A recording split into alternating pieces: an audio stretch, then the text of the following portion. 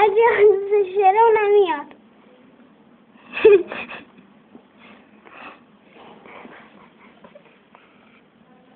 تو نمیخواستی اینو بگی، یه چیز دیگه من میخواستم.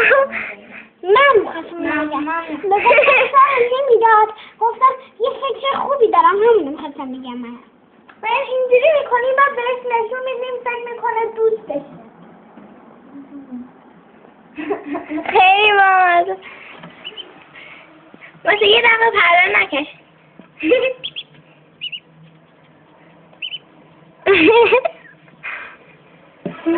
نیک دست بزن، داره خودشو میشوره.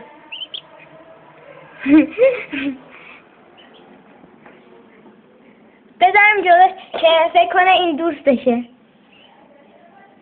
چقدر پیپی کرد.